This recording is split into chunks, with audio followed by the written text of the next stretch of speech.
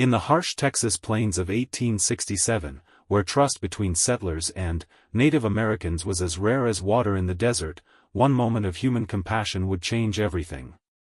What happened when rancher Thomas McKenna pulled a drowning Comanche boy from deadly quicksand would shatter every belief he held about his enemies, and, 3 days later, when hundreds of warriors appeared on his horizon, he would discover that sometimes the greatest act of courage isn't fighting, but choosing to save a life that others would have let perish.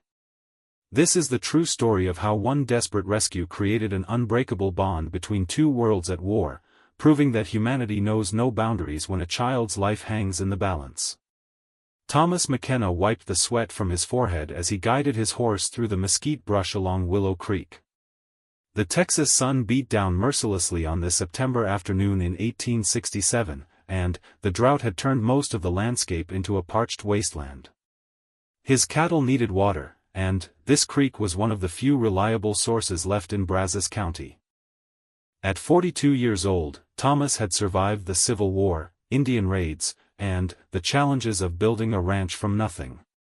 His weathered hands told the story of countless hours mending fences, birthing calves, and defending his land.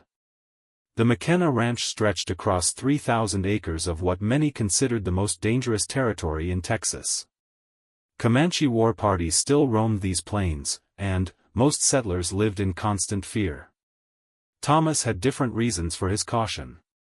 He had fought alongside men of all colors during the war and learned that courage and honor weren't determined by the color of a man's skin.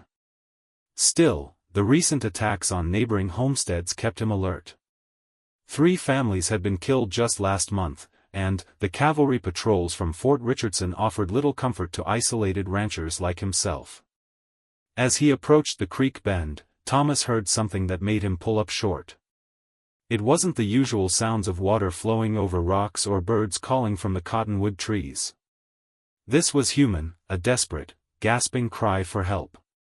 He urged his horse forward, pushing through the thick brush until he could see the creek clearly. What he saw made his blood run cold. About 50 yards downstream, where the creek made a sharp turn, a young boy was trapped in quicksand. The child couldn't have been more than 12 years old, and he was sinking fast. Only his head and shoulders remained above the deadly mixture of sand and water that had claimed so many unwary travelers. But this wasn't just any boy. Even from a distance, Thomas could see the distinctive clothing and long black hair that marked him as Comanche. The boy's desperate struggles were only making him sink faster, and panic filled his dark eyes as he spotted Thomas on horseback. For a moment, Thomas hesitated. Everything he had been taught about survival on the frontier told him to ride away. This could be a trap. Comanche warriors were known for their cunning, and using a child as bait wasn't beyond their tactics. But, as he watched the boy's terrified face disappear another inch into the quicksand, Thomas knew he couldn't live with himself if he rode away. He dismounted quickly and grabbed the rope from his saddle. The quicksand was in a depression where an underground spring met the creek, creating the perfect deadly trap.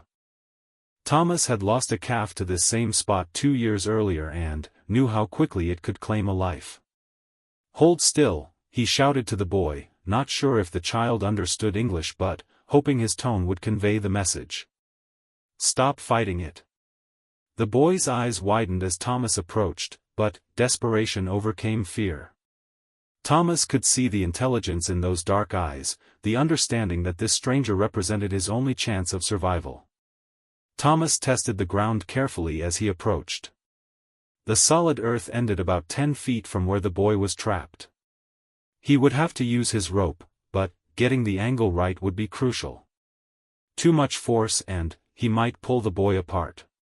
Too little and the suction of the quicksand would win. He formed a loop and threw it toward the boy. His first attempt fell short. The second landed near the boy's head, but the child was too panicked to grab it properly. Thomas took a deep breath, knowing that time was running out. The boy had sunk to his chest now, and soon it would be too late. "Listen to me," Thomas called out, his voice firm but calm. "You have to trust me. When this rope comes to you, put it under your arms. Don't grab it with your hands. Under your arms. Do you understand? The boy nodded slightly, and Thomas saw a flicker of hope replace some of the terror in his expression. This time, Thomas's throw was perfect. The loop landed right in front of the boy, who managed to work it under his arms despite the quicksand's grip. Thomas wrapped his end of the rope around a sturdy cottonwood and began to pull. The suction was incredible, like trying to extract a cork from a bottle that didn't want to give up its prize. The boy cried out in pain as the rope cut into his chest, but Thomas knew this was the only way. Inch by agonizing inch, the boy began to rise from the deadly trap. Thomas's muscles strained against the rope, his boots digging into the soft earth by the creek bank. Sweat poured down his face as he fought against the quicksand's relentless grip. Just when Thomas thought his strength might give out, the suction suddenly released. The boy shot upward so quickly that Thomas stumbled backward, but he managed to keep the rope taut as the child swung toward solid ground. The boy collapsed on the creek bank, gasping and covered in mud, but alive. Thomas quickly pulled him further from the water's edge, then knelt beside the exhausted child to check for injuries. The boy's breathing was labored, and his skin was pale from shock, but he appeared to be unharmed. For several minutes, neither of them spoke. Thomas offered water from his canteen, which the boy accepted gratefully. As the child's breathing returned to normal, Thomas got his first good look at his face. Despite the mud and exhaustion, there was something regal about the boy's features. His clothing, though simple, was well made and decorated with intricate beadwork that suggested high status within his tribe. The boy said something in Comanche, gesturing toward Thomas with obvious gratitude. Though Thomas didn't understand the words, the meaning was clear. He had just saved this child's life, and the boy would not forget it. Thomas helped the boy to his feet and pointed toward his horse. The child was still weak from his ordeal and would need assistance getting anywhere safely. But, as they approached the horse, Thomas heard something that made his blood freeze, the sound of hoofbeats approaching fast through the brush. Within seconds, a dozen Comanche warriors emerged from the mesquite, their painted faces fierce and their weapons ready. Thomas instinctively moved to put himself between the boy and the warriors, his hand moving toward his pistol. But the boy quickly stepped forward and began speaking rapidly in his native language. The lead warrior, a man of perhaps 50 with silver streaking his long black hair, dismounted and approached them. His eyes moved from the muddy, exhausted boy to Thomas, taking in the scene with the sharp intelligence of an experienced leader. The boy continued talking, gesturing toward the quicksand and, then, toward Thomas, his voice growing stronger as he told his story. Thomas watched the warrior's face carefully, trying to read his intentions. The man's expression was unreadable, but Thomas noticed that he hadn't given any signals for the other warriors to attack. That had to be a good sign. Finally, the boy finished his account. The lead warrior studied Thomas for what felt like an eternity, his dark eyes seeming to look straight into his soul. Then, to Thomas's amazement, the warrior approached him and placed his hand over his own heart, then gestured toward Thomas. "He says his name is Chief Running Bear," the boy said in heavily accented but clear English, surprising Thomas. "He says you have saved his son's life, and, for this, you will always be a friend to the Comanche people." Thomas felt a mixture of relief and awe wash over him. The boy he had saved wasn't just any child, he was the son of a Comanche chief. And, apparently, the rescue had just changed his relationship with one of the most feared tribes on the Texas frontier. Chief Running Bear spoke again, and the boy translated. "My father says that our people have a saying, a life saved in honor must be repaid with honor. He wants to know what you would ask of us in return for what you have done today." Thomas thought carefully before responding. He could ask for safe passage for his cattle, or protection for his ranch, or any number of things that would benefit him personally. But, something about the chief's dignified bearing and the trust in the boy's eyes made him choose differently. "Tell your father that seeing you alive and safe with your family is payment enough," Thomas said. "A child's life has value beyond anything I could ask for." The boy translated, and Thomas saw something shift in Chief Running Bear's expression. The stern warrior's face softened slightly, and he nodded slowly. He spoke again, this time at some length. "My father says you have the heart of a true warrior," the boy translated. "He says that what you have done today will not be forgotten by our people. But, he also says that accepting no reward would dishonor the debt we owe you. In 3 days, we will return to show you the respect you have earned." Before Thomas could ask what that meant, the warriors had helped the boy onto one of their horses.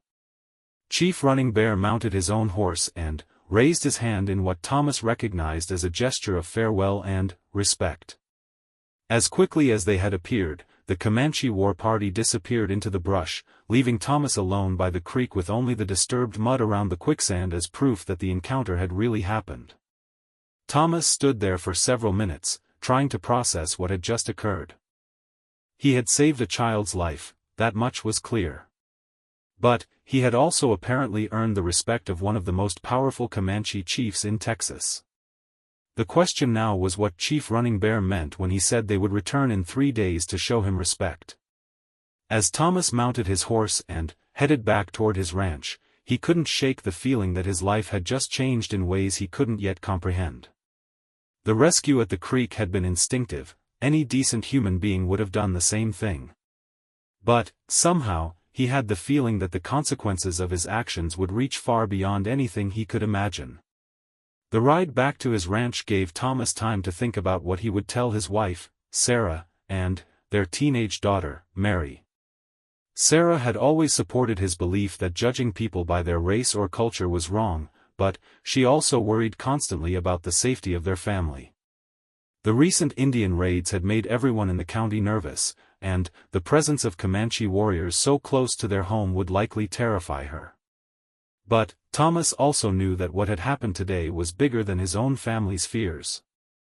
He had looked into the eyes of Chief Running Bear and seen not a savage enemy, but a father grateful for his son's life.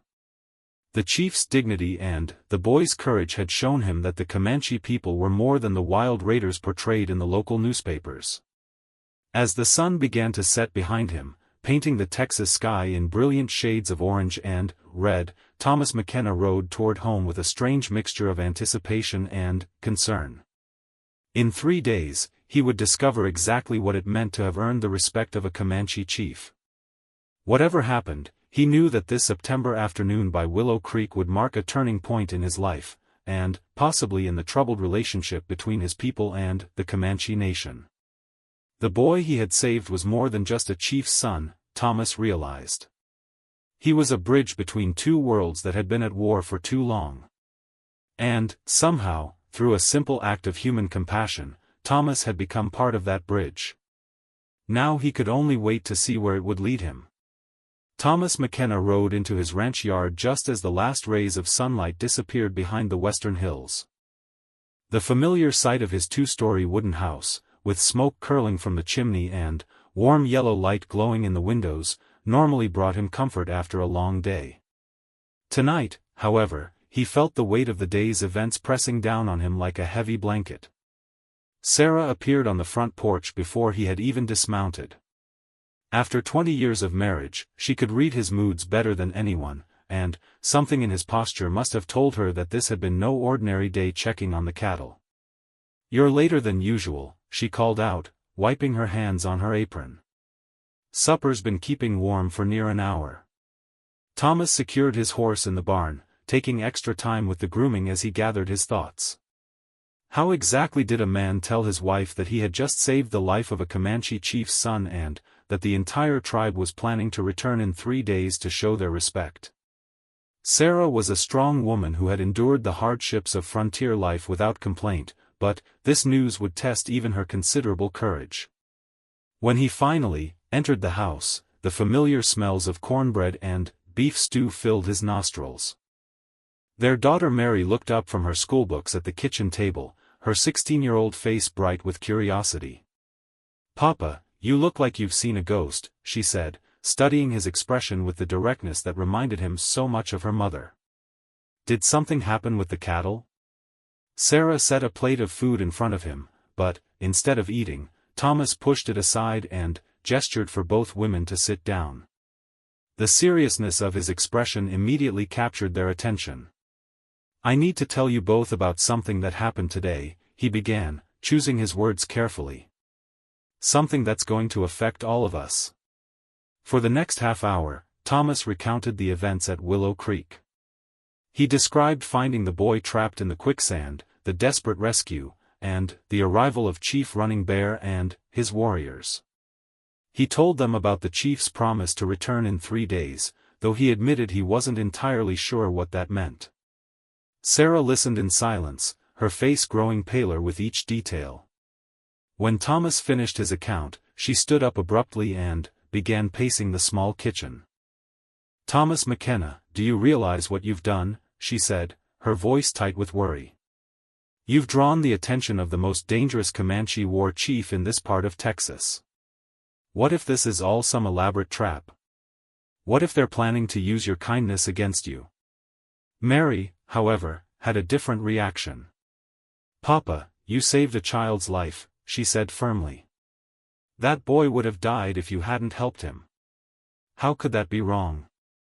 Thomas reached across the table and took his daughter's hand. "Your mother's not saying it was wrong, Mary. She's worried about what might happen next, and she has every right to be." Sarah stopped pacing and looked directly at her husband. "Thomas, I've stood by you through droughts, floods, cattle rustlers, and every other hardship this land has thrown at us. But this is different. The Jenkinsons were killed just last month, not 20 miles from here. The Comanche don't distinguish between good white folks and bad ones when they're on the warpath. But this chief seemed different," Thomas said.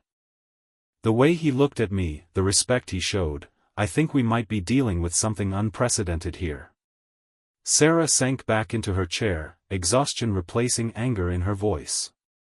"What exactly are we supposed to do? Just wait here for 3 days and hope that when a war party shows up on our doorstep, they're coming in peace?" "That's exactly what we're going to do," Thomas said quietly. "We're going to trust that saving a child's life means something to these people.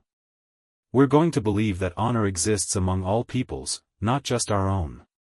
The next morning brought no relief from the tension that had settled over the McKenna household. Sarah had barely slept, and every sound from outside sent her hurrying to the window. Thomas tried to maintain his normal routine, checking on the cattle and repairing a section of fence that had been damaged in the recent storms, but his mind kept returning to the creek and the promise Chief Running Bear had made. Word of the encounter spread quickly through the county, as news always did in sparsely settled country.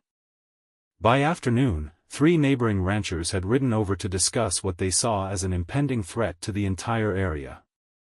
Jake Morrison, whose spread bordered the McKenna ranch to the south, was the most vocal in his opposition to Thomas's decision to wait peacefully for the Comanche return.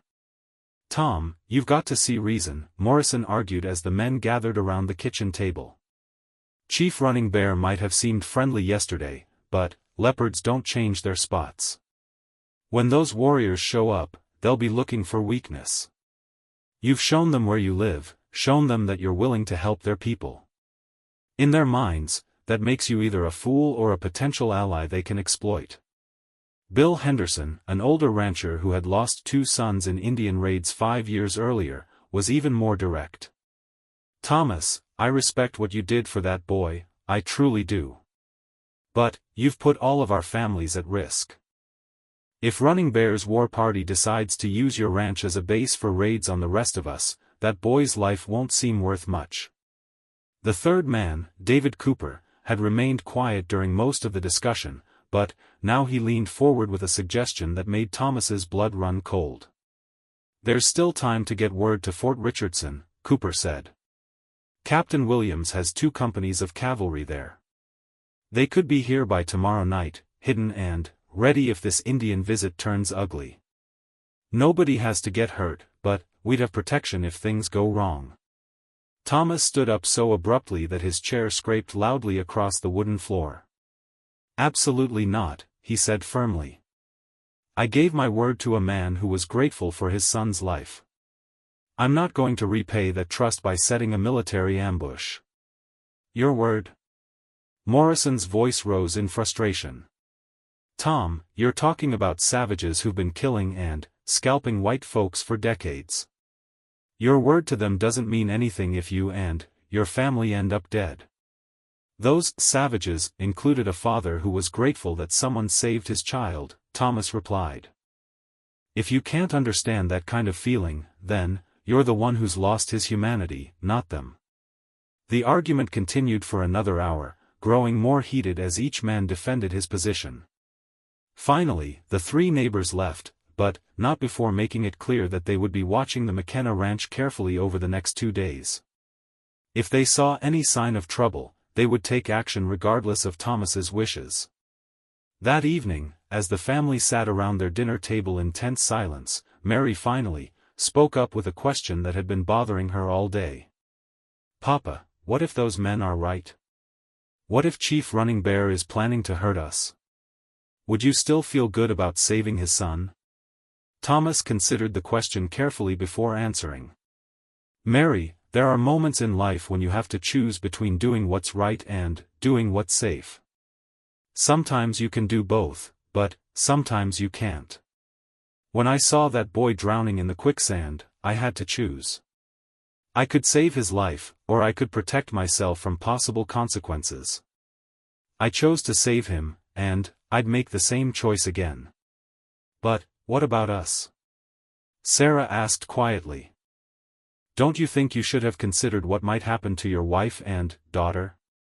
Thomas reached across the table and took both women's hands in his. Every decision I make considers both of you. But I also have to live with myself, and I have to show my daughter what kind of man her father is. If I had let that boy die because I was afraid of his people, what would that have taught you about courage and compassion? Mary squeezed her father's hand. I think you did the right thing, Papa. I just hope Chief Running Bear feels the same way about keeping promises as you do.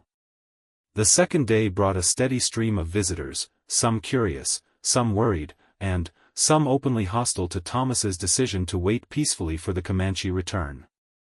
Sheriff Tom Watson rode out from Brazos City to get first-hand information about the situation, bringing with him news that Thomas found disturbing. There's talk in town about organizing a militia, Watson reported as he accepted a cup of coffee from Sarah. Some folks are saying you've compromised the safety of the entire county by helping that Indian boy.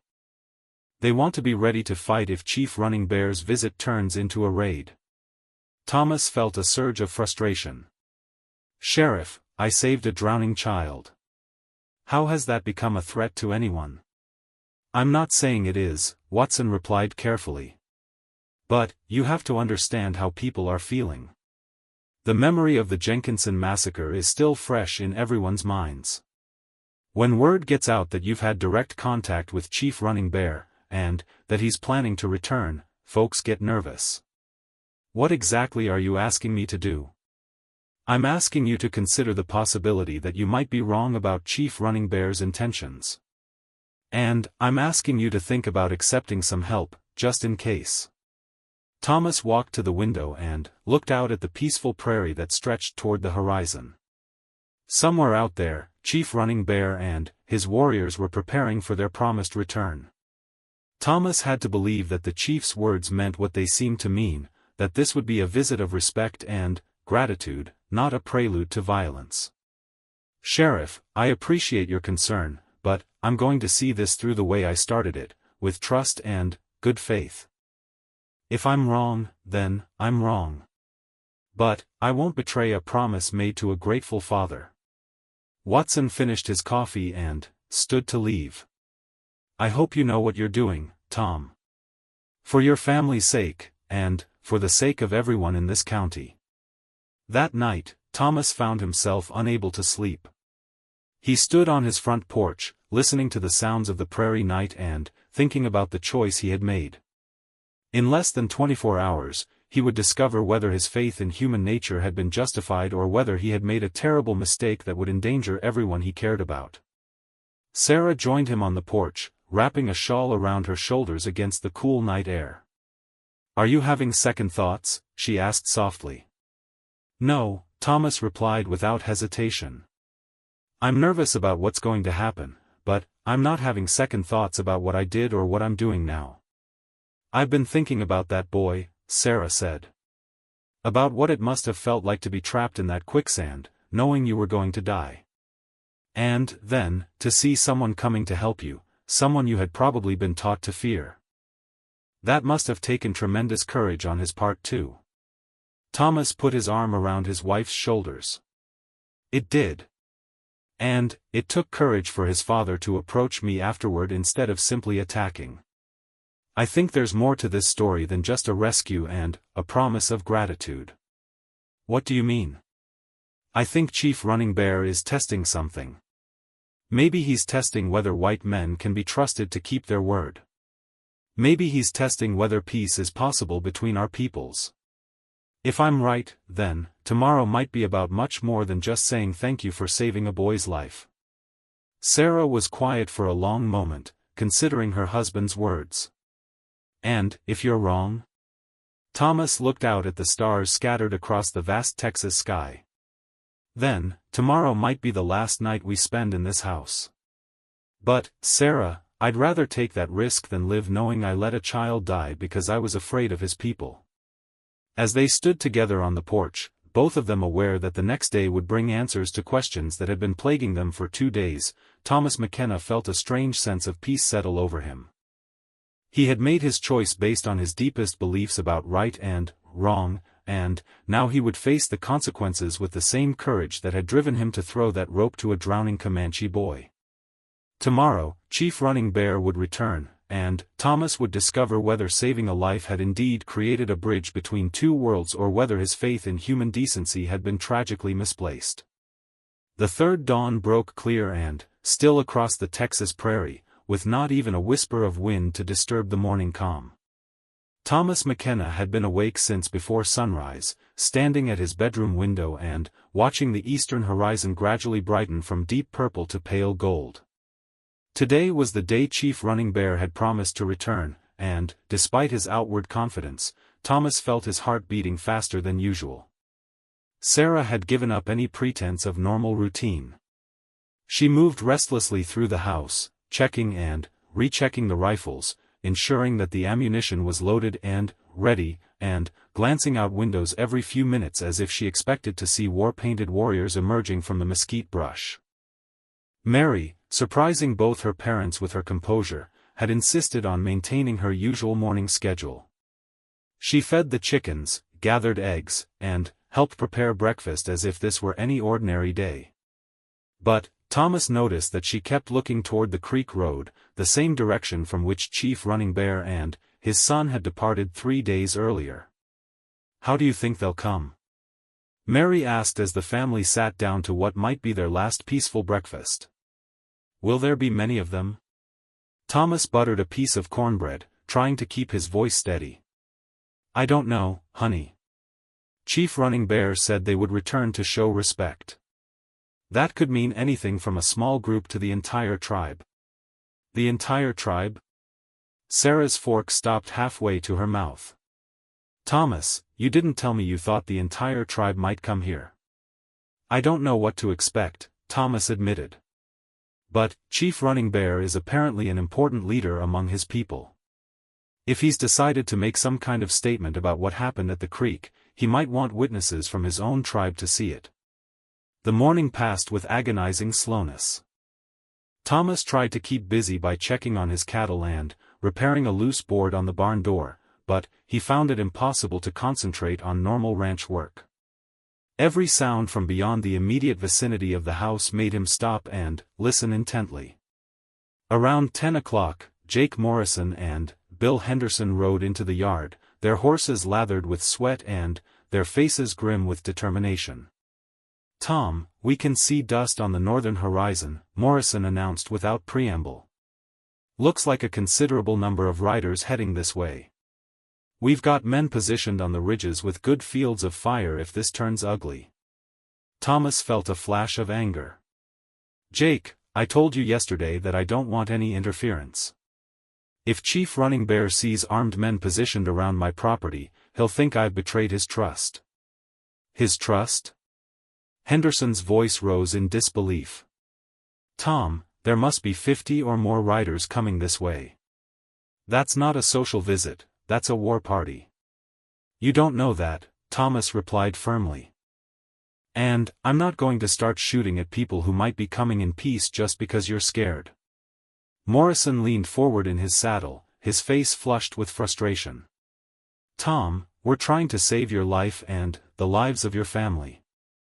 When those Indians arrive, if they have peaceful intentions, then, no harm done. But, if they're planning trouble, we'll be ready to help you fight them off. And, if they see your men with rifles trained on them, what do you think their reaction will be?" Thomas demanded. "You'll turn a peaceful encounter into a massacre, and you'll have started it." Before Morrison could respond, Mary's voice called out from the front porch. "Papa, I think you need to see this." Thomas hurried to where his daughter stood pointing toward the north. In the distance, perhaps 2 miles away, he could see a cloud of dust moving steadily toward the ranch. Even at this distance, it was clear that a large number of riders were approaching. Sarah joined them on the porch, her face pale but determined. "How many do you think there are?" Thomas squinted against the morning sun, trying to make out details through the dust cloud. "I can't tell for sure, but Jake was right about one thing, there are a lot of them." Henderson had followed them to the porch, and now he made one final appeal. "Tom, it's not too late to accept help. Those men I have positioned on the ridges are good shots and they're well concealed. Chief Running Bear won't know they're there unless shooting starts." Thomas turned to face the older rancher directly. "Bill, I understand your concern, I really do. But, I'm asking you to trust my judgment on this. Take your men and go home. If I'm wrong about Chief Running Bear's intentions, then you can say I told you so at my funeral. But, give me the chance to be right."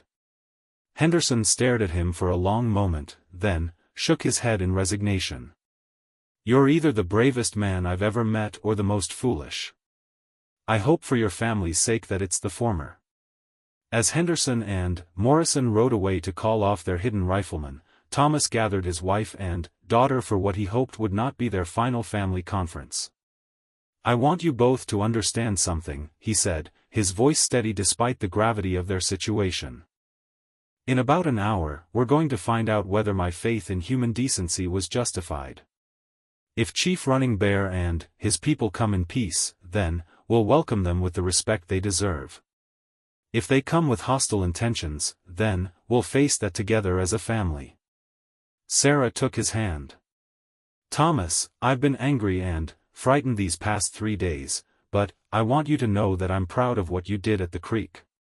Whatever happens today, you acted from the best part of your nature." Mary hugged both her parents. "I'm not afraid," she said with the confidence of youth. "Papa saved that boy because it was the right thing to do. I believe that goodness is rewarded, and Chief Running Bear seems like a man who understands the value of goodness." As the dust cloud drew closer, Thomas could begin to make out individual riders. The sight took his breath away. There weren't just 50 Comanche warriors approaching his ranch, there appeared to be well over 100, possibly closer to 200. "It's the entire tribe." Thomas felt a mixture of awe and terror wash over him. Whatever Chief Running Bear had planned for today, it was clearly intended to be witnessed by his entire people. This was no simple expression of gratitude, this was a significant tribal event. As the massive group of riders approached to within a few hundred yards of the house, Thomas could see Chief Running Bear at the front, easily recognizable by his proud bearing and the eagle feathers in his long black hair. Beside him rode the boy Thomas had saved, now clean and dressed in ceremonial clothing that marked him as someone of great importance within the tribe. The entire group came to a halt about 200 yards from the house, spreading out in a great semicircle that seemed to encompass the entire ranch yard. The sight was both magnificent and terrifying. Hundreds of Comanche people on horseback, their colorful clothing and decorated horses creating a spectacle unlike anything Thomas had ever witnessed. Chief Running Bear rode forward alone until he was perhaps 50 yards from the house, then dismounted and stood beside his horse. For several moments, he simply looked at Thomas and his family standing on the porch, his expression unreadable. Then, the chief raised his voice and spoke in Comanche, his words carrying clearly across the distance between them. Thomas couldn't understand what was being said, but the tone was formal and ceremonial rather than threatening. When Chief Running Bear finished speaking, his son rode forward and dismounted beside his father. The boy looked directly at Thomas and began to translate his father's words into English. "My father, Chief Running Bear of the Quahada Comanche, greets the man who saved the life of his son," the boy called out. "He has brought our entire band to witness what happens when honor is met with honor, and when the courage to save a life is repaid with the respect it deserves." Thomas felt his knees go weak with relief. This was indeed a peaceful visit, but one that was clearly of tremendous importance to the Comanche people. He walked down from the porch and approached to within normal speaking distance of the chief and his son. "Tell your father that he and your people are welcome on my land," Thomas said. "And tell him that I am honored by his presence and by the presence of your entire band." The boy translated, and Chief Running Bear nodded approvingly. Then, the chief spoke again, at greater length this time. "My father says that our people have a custom," the boy explained. "When a great debt is owed, it must be repaid in a way that honors both the giver and the receiver. You saved the life of his only son, the future leader of our people. Such a debt cannot be repaid with gifts or horses or even gold. It can only be repaid with something of equal value." Thomas felt a chill run down his spine. "What does your father have in mind?" Chief Running Bear spoke again, and this time there was something almost ceremonial in his tone. "3 days ago, you risked your own safety to save a Comanche child," the boy translated. "You did this knowing that our peoples are enemies, knowing that helping us might bring danger to yourself and your family. You did it because you believe that a child's life has value beyond the conflicts between our peoples." The chief paused and gestured toward the hundreds of Comanche people spread out behind him. "Today, my father offers you and your family something no white man has ever been given, the protection and friendship of the Quahada Comanche. From this day forward, you and your descendants will be considered members of our extended family. Your ranch will be under our protection, and any who threaten you will face the wrath of our warriors." Thomas stared at the boy in amazement. "Your father is offering to adopt my family into your tribe?" "Not adoption exactly," the boy explained. "Something different. Something new. My father believes that the time may come when our peoples must learn to live together rather than fight. You have shown that such a thing is possible. He wants our people to remember this day, and he wants your people to know that honor exists among the Comanche just as it does among the white men." Chief Running Bear spoke again, and the boy's next words made Thomas's heart pound with the magnitude of what was being offered. "My father says that as long as the Quahada Comanche exist as a people, no harm will come to the McKenna family or their descendants. We will be bound together by the life that was saved and the honor that was shown. If you accept this bond, you will have the friendship of our people for all generations to come." Thomas looked back at Sarah and Mary, both of whom had followed him down from the porch and were listening in amazement to every word. This was beyond anything he could have imagined when he threw that rope to a drowning boy 3 days ago. "I don't know what to say," Thomas admitted. "This is far more than I expected or deserved." Chief Running Bear seemed to understand his hesitation even before the boy could translate. The chief spoke again, his voice gentle but firm. My father says that you must understand what this means, the boy explained. If you accept our protection and friendship, you will be bound to us as we will be bound to you. If our people are in need, you would be expected to help if you can. If we are wrongly accused of crimes we did not commit, you would be expected to speak for us. This is not just a reward for saving my life, it is an offer of true kinship between our families.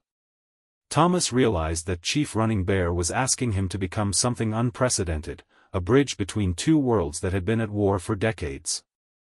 The chief wasn't just expressing gratitude, he was making a political and social statement that could change the relationship between the Comanche and, at least some of the white settlers in Texas. I need to discuss this with my family, Thomas said. Such an important decision affects all of us. The boy translated, and Chief Running Bear nodded approvingly. My father says that a man who does not consult his family before making important decisions is not worthy of respect. Take the time you need. We will wait. Thomas returned to where Sarah and Mary stood, their faces reflecting the same mixture of amazement and uncertainty that he felt. This moment would determine not just their immediate future, but the legacy they would leave for generations to come. Thomas McKenna stood with his wife and daughter, acutely aware that hundreds of Comanche eyes were watching them during this crucial family discussion. The weight of the moment pressed down on him like a physical force. Never in the history of the Texas frontier had a white family been offered such an unprecedented alliance with one of the most powerful Indian tribes in the region. Thomas, do you understand what Chief Running Bear is really asking? Sarah whispered, her voice barely audible. He's asking us to choose sides in a war that's been going on for decades. If we accept his offer, we'll be seen as Indian sympathizers by every white person in Texas. Mary, however, seemed less concerned about public opinion. Mama, he's offering us protection and friendship. After what happened to the Jenkinson family, shouldn't we be grateful that someone wants to keep us safe?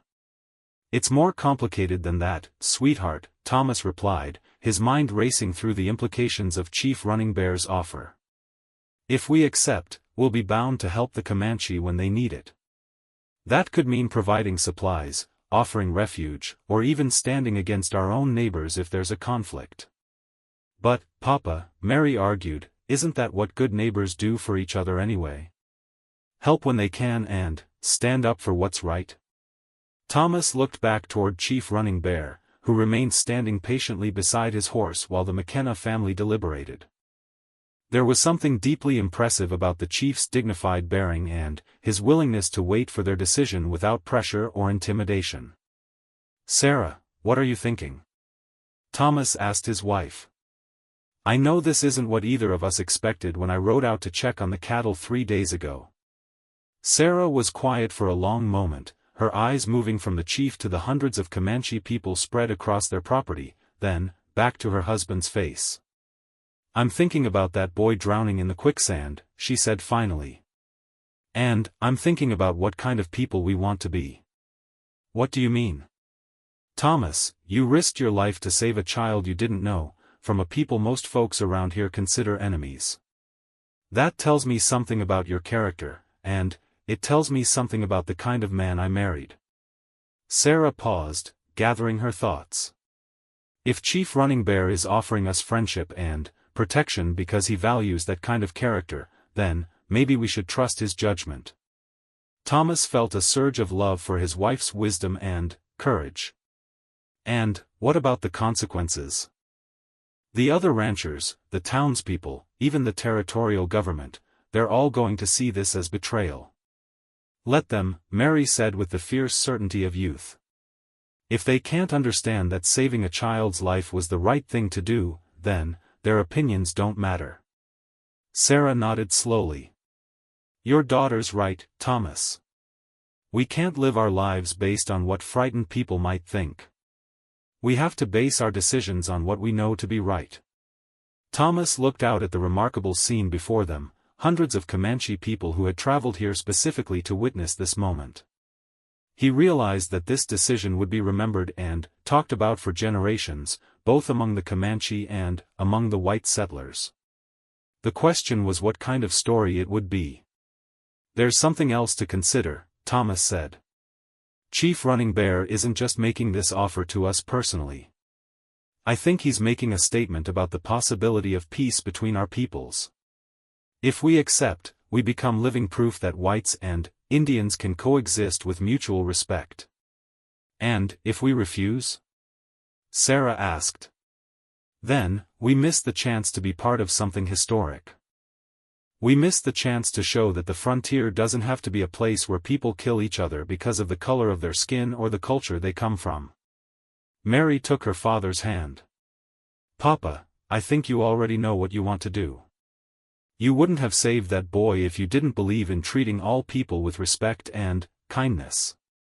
This is just a bigger version of the same choice." Thomas squeezed his daughter's hand, marveling at her insight. She was right. Accepting Chief Running Bear's offer was simply an extension of the same moral principles that had driven him to throw a rope to a drowning child. "Are we all in agreement then?" Thomas asked, looking at both his wife and daughter. "Are we ready to accept Chief Running Bear's offer, knowing that it will change our lives in ways we can't predict?" "Yes," Sarah said without hesitation. "I'd rather face an uncertain future with honor than a predictable one built on fear and prejudice." "Absolutely," Mary added. "This is the most exciting thing that's ever happened in our family." Thomas walked back toward Chief Running Bear, aware that his next words would alter the course of history for both families. The chief watched his approach with patient dignity, his son standing ready to translate. "Chief Running Bear," Thomas began, his voice carrying clearly across the distance between them, "my family has discussed your generous offer, and we are honored to accept your friendship and protection. We pledge to you the same loyalty and respect that you have shown to us." The boy quickly translated Thomas's words, and Chief Running Bear's stern expression softened into what Thomas could only describe as a smile of deep satisfaction. The chief spoke at length, his voice carrying the weight of formal ceremony. "My father says that this day will be remembered by our people for as long as the Comanche exist as a nation," the boy translated. "He says that you have shown courage not just in saving my life, but in accepting the responsibilities that come with our friendship. From this day forward, the McKenna family will be under the protection of the Quahada Comanche, and the Quahada Comanche will have a home among the white settlers of Texas." Chief Running Bear then did something that took Thomas completely by surprise. The chief removed one of the eagle feathers from his hair and handed it to his son, who carried it to Thomas. "This feather belonged to my father's grandfather," the boy explained as he placed it in Thomas's hands. "It has been passed down through 4 generations of Comanche leaders. My father wants you to have it as a symbol of the bond between our families. As long as you carry this feather, any Comanche warrior will know that you are under our protection." Thomas accepted the feather with trembling hands, understanding the magnitude of the gift he had just received. This wasn't just a token of appreciation, it was a sacred object that connected him to the history and tradition of the Comanche people. Chief Running Bear spoke again, and this time his voice carried across the entire gathering so that every member of his tribe could hear his words. "My father is telling our people the story of what happened 3 days ago," the boy explained to Thomas. "He is telling them about your courage and honor, and he is explaining why this alliance is important for the future of both our peoples." Thomas listened to the chief's speech, understanding none of the Comanche words but hearing the passion and conviction in Running Bear's voice. When the chief finished, a remarkable thing happened. The entire gathering of Comanche people began to chant in unison, their voices rising and falling in a complex rhythm that seemed to connect earth and sky. "What are they saying?" Sarah asked, having approached to stand beside her husband. The boy's face glowed with pride as he translated. "They are chanting your names, the names of the McKenna family. They are promising to remember this day and to honor the alliance that has been made. In our tradition, when the entire tribe chants together like this, it becomes part of our oral history that will be passed down to future generations." The chanting continued for several minutes, growing in intensity until it seemed to Thomas that the very air around them vibrated with the power of hundreds of voices united in common purpose. When it finally ended, the silence that followed was profound and sacred. Chief Running Bear approached Thomas directly for the first time, extending his hand in the white man's custom of greeting. When Thomas took it, the chief's grip was firm and warm, conveying a sense of mutual respect that transcended cultural differences. The chief spoke once more, and his son translated with obvious emotion. "My father says that today two fathers have become brothers, united by their love for their children and their commitment to honor. He says that as long as the sun rises in the east and sets in the west, the Comanche will remember Thomas McKenna as the man who saved a child's life and changed the future of two peoples." What followed was unlike anything Thomas could have imagined. Instead of simply departing, the Comanche people began to set up what appeared to be a temporary camp around the McKenna ranch. Women started preparing food, children began playing games in the yard, and warriors gathered in small groups to share stories with each other. "Are they staying?" Sarah asked in amazement. The boy overheard her question and smiled. "My father has declared this a day of celebration. Our entire tribe will camp here tonight to honor the alliance that has been made. Tomorrow, we will continue our journey to our winter grounds, but today belongs to friendship and new beginnings." Thomas found himself in the surreal position of hosting what was essentially a large-scale Indian powwow on his ranch property. Comanche women approached Sarah with gifts of beadwork and pottery, while children played with Mary as if cultural differences didn't exist. Warriors shared their weapons and hunting techniques with Thomas, treating him with the respect they would show a fellow tribesman. As the afternoon progressed, Thomas began to understand that something truly historic was taking place. This wasn't just a ceremony honoring his rescue of Chief Running Bear's son, it was the birth of a new kind of relationship between Indians and whites on the Texas frontier. The celebration continued into the evening, with storytelling, traditional dancing, and shared meals that brought the two cultures together in ways that would have been unthinkable just days earlier. Thomas watched his wife and daughter interacting easily with Comanche women and children, and he realized that fear and prejudice had been replaced by curiosity and genuine friendship. Late that night, as the celebration began to wind down, Thomas found himself sitting by a campfire with Chief Running Bear and several other tribal leaders. Despite the language barrier, he felt a sense of brotherhood with these men that surprised him with its intensity. The chief's son served as translator for a conversation that Thomas would remember for the rest of his life. "My father wants you to know," the boy said, "that what has happened here today will spread to other tribes. The story of the white rancher who saved a Comanche child will be told around campfires throughout the southern plains. Some tribes will be curious about whether other whites might be worthy of trust and friendship." Thomas realized that the implications of his actions extended far beyond his own family and even beyond Chief Running Bear's tribe. He had potentially opened a door to peace negotiations that could affect thousands of people across the entire region. "Tell your father," Thomas replied, "that I hope other men, both white and Indian, will find the courage to choose friendship over fear. Today has shown me that we have more in common than we have differences." As Thomas finally retired to his house that night, leaving the Comanche camp spread across his property under the vast Texas stars, he reflected on how dramatically his life had changed in just 3 days. He had begun the week as an ordinary rancher checking on his cattle. He was ending it as a bridge between two worlds, carrying the responsibility of representing the possibility of peace on a frontier that had known mostly war. Tomorrow would bring new challenges as word of the alliance spread throughout the county and beyond. But, tonight, Thomas McKenna fell asleep to the sound of Comanche lullabies being sung to children camped in his yard, and he knew that whatever came next, he had chosen the path of honor and human dignity over the easier road of fear and prejudice. Dawn came slowly to the McKenna ranch, painting the sky in soft shades of pink and gold as Thomas awoke to a sight that still seemed like a dream. Across his property, hundreds of Comanche people were breaking camp with the quiet efficiency of a people who had lived nomadically for generations. Smoke from dying campfires drifted lazily in the morning air, and the sound of horses being prepared for travel created a gentle hum of activity. Thomas dressed quickly and stepped outside to find Chief Running Bear waiting for him on the front porch. The chief had apparently been up for some time, and his expression carried the weight of important business that needed to be concluded before the tribe departed. The chief's son appeared at his father's side, ready as always to serve as translator for this final conversation between the two men who had become brothers through circumstance and choice.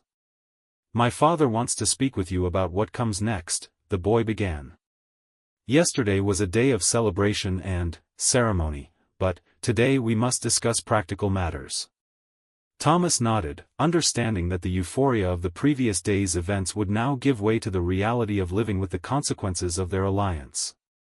Chief Running Bear spoke at length, his voice serious but not unfriendly. "My father says that word of what happened here will spread quickly among both your people and ours," the boy translated. "Some will see yesterday's ceremony as a betrayal of their own kind. Others will see it as an opportunity for peace. You must be prepared for both reactions." "I understand," Thomas replied.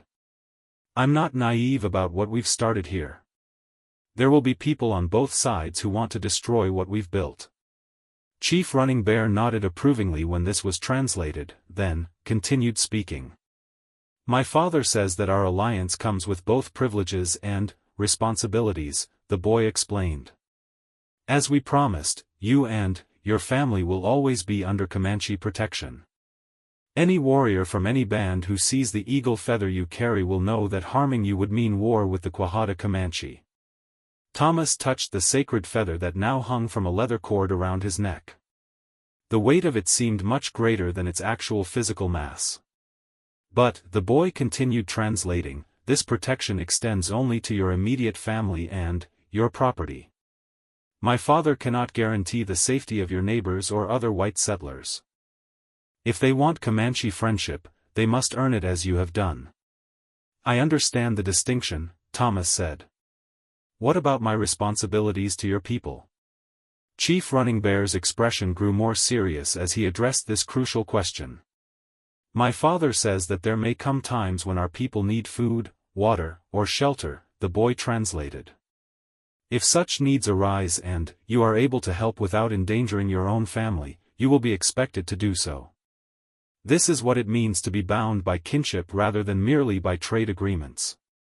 Thomas had anticipated this responsibility and was prepared for it. "Your father can count on my help when it's needed and when it's possible to give it." The chief smiled slightly at this response, then continued with what was clearly the most important part of their discussion. "My father says that someday, perhaps soon, there will be attempts to make peace between our peoples through official negotiations," the boy explained.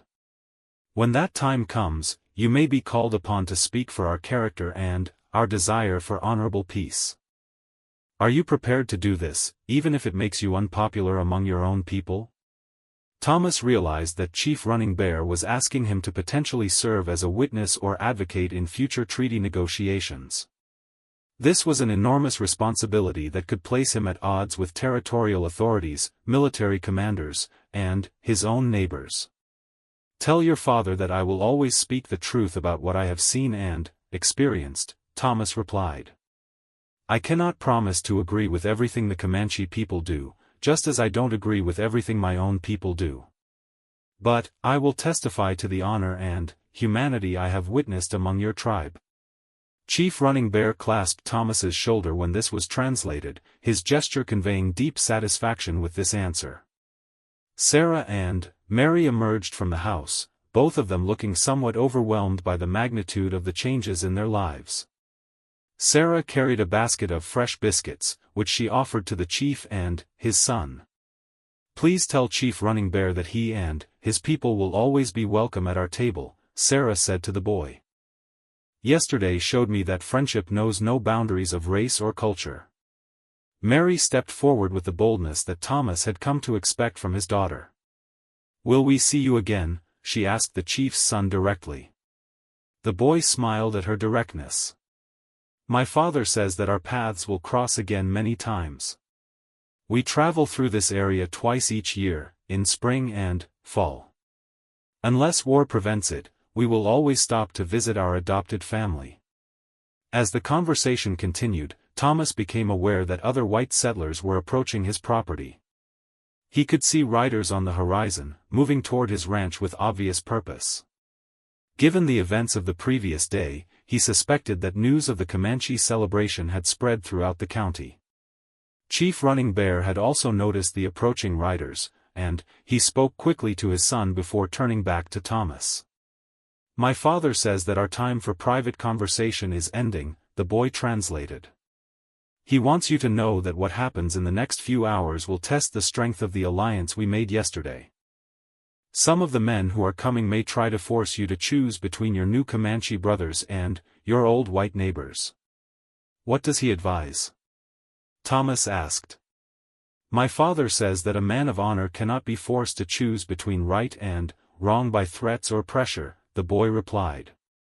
He says that if you remain true to the principles that drove you to save my life, you will make the right decisions.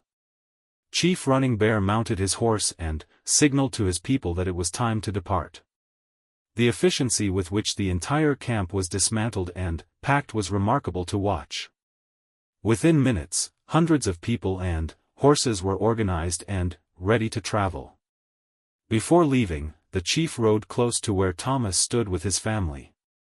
He spoke once more, his voice carrying the formality of an official pronouncement. My father says that the alliance made between the McKenna family and the Quahada Comanche is now sealed by ceremony and witnessed by the spirits of our ancestors, the boy translated from horseback. He says that future generations will remember this day as the moment when peace became possible between our peoples. With that, Chief Running Bear raised his hand in farewell, and the entire Comanche column began moving away from the ranch. Thomas, Sarah, and Mary stood watching until the last rider disappeared over a distant ridge, leaving behind only the memory of an extraordinary day and the trampled grass where hundreds of horses had grazed. The approaching white riders arrived less than an hour after the Comanche departure. Thomas recognized most of them, neighboring ranchers, townspeople from Brazos City, and even Sheriff Watson. But, leading the group was Captain James Williams from Fort Richardson, accompanied by a dozen cavalry troopers. Captain Williams dismounted and approached Thomas with the rigid bearing of a career military officer who was clearly displeased with the situation he had been called to investigate.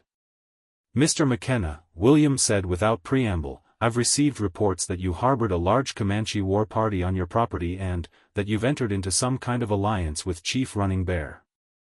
I'm here to determine whether these reports constitute evidence of treason against the territorial government. Thomas felt his heart sink. He had hoped for more time before facing official scrutiny of his actions, but apparently word of the ceremony had reached military authorities faster than he expected. Captain Williams, Thomas replied calmly, I saved the life of a drowning child, and the child's father expressed his gratitude. I don't see how that constitutes treason. The reports I've received indicate that you accepted formal protection from a hostile Indian tribe and agreed to provide them with assistance when requested, Williams continued. If true, that would indeed constitute treasonous collaboration with enemies of the United States. Sheriff Watson stepped forward, clearly uncomfortable with the military officer's aggressive tone. Captain, I've known Tom McKenna for 15 years. He's as loyal an American as you'll find in this county. Maybe we should hear his side of the story before we start talking about treason. Jake Morrison, however, was less supportive. Tom, we warned you this would happen. You can't make deals with Indians and expect the rest of us to just accept it. Chief Running Bear's warriors have been raiding settlements for years. How do we know this isn't all some elaborate trap? Thomas realized that this moment had been inevitable from the instant he decided to pull a drowning boy from the quicksand. He could deny the alliance, minimize its importance, or try to explain it away. Or he could stand by his principles and accept the consequences. Captain Williams, Thomas said, his voice steady and clear, I saved the life of Chief Running Bear's son because it was the right thing to do. The chief offered his friendship and protection in return, and I accepted because I believe in treating all people with dignity and respect. If that constitutes treason in your opinion, then, I suppose I'm guilty as charged." A murmur ran through the assembled men, some expressing approval of Thomas's honesty and others clearly disturbed by what they saw as an admission of guilt. Captain Williams studied Thomas carefully before responding. "Mr. McKenna, I'm not here to arrest you for saving a child's life. But, I need to understand the exact nature of your agreement with Chief Running Bear. The military situation in this region is delicate, and unauthorized peace negotiations could interfere with official territorial policy." Thomas spent the next hour explaining in detail everything that had transpired over the past 4 days. He described the rescue, the ceremony, and the terms of the alliance as he understood them. He answered questions about Comanche numbers, weapons, and apparent intentions, while making it clear that he would not betray any information that might endanger his new allies. When Thomas finished his account, Captain Williams was quiet for several minutes, clearly wrestling with how to handle this unprecedented situation. "Mr. McKenna," Williams said finally, "I'm going to file a report stating that you prevented a potential hostage situation by rescuing Chief Running Bear's son, and that the chief's subsequent visit was a diplomatic gesture rather than a military threat. However, I'm also going to recommend that you avoid any further independent negotiations with Indian tribes. Such matters should be handled through proper military and territorial channels." Thomas recognized this as a face-saving compromise that allowed Williams to avoid taking action against a popular local citizen while still asserting military authority over Indian relations. Over the following months, the story of Thomas McKenna and Chief Running Bear spread throughout Texas and beyond.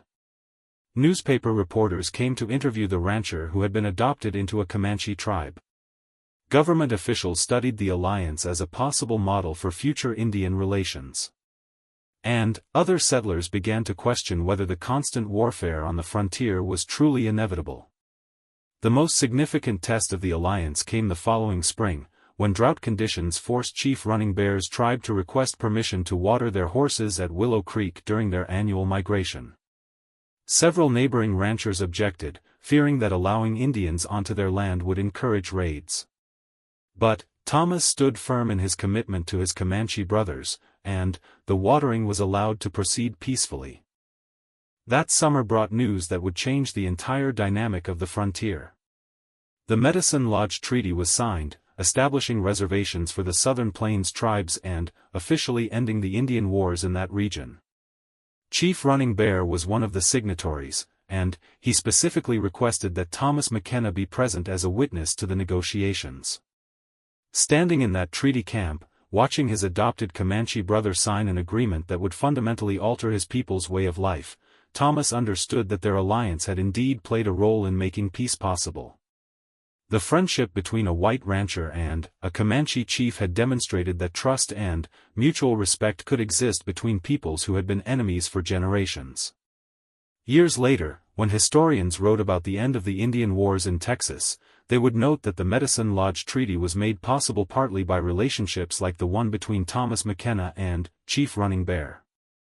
The rescue of a drowning child had indeed changed the course of history, proving that individual acts of courage and compassion could have consequences far beyond anything their perpetrators might imagine. Thomas McKenna lived to be 78 years old, spending his final years telling his grandchildren about the day he saved a Comanche boy from quicksand and gained a brother in the process. The eagle feather that Chief Running Bear had given him remained one of his most treasured possessions, and it was passed down through generations of McKenna descendants who carried on the tradition of friendship with their adopted Comanche family. Chief Running Bear kept his promise as well. Until his death in 1889, he made regular visits to the McKenna Ranch, and the alliance between the two families remained strong through decades of change on the Texas frontier. The boy whose life Thomas had saved grew up to become Chief Little Eagle, a leader who worked tirelessly to build bridges between Indian and white communities throughout the late 19th century. The story of their friendship became a legend that was told around campfires and dinner tables for generations, a reminder that humanity knows no boundaries of race or culture, and that sometimes the most important moments in history begin with one person's simple decision to help another human being in need. In 1897, 30 years after the rescue at Willow Creek, the state of Texas erected a small monument at the site where it all began. The inscription read simply, "Here, compassion conquered fear, and friendship was born between peoples who had known only war." It stands there still, weathered by time but enduring like the legacy of the rancher who chose to save a child's life and changed the world in the process.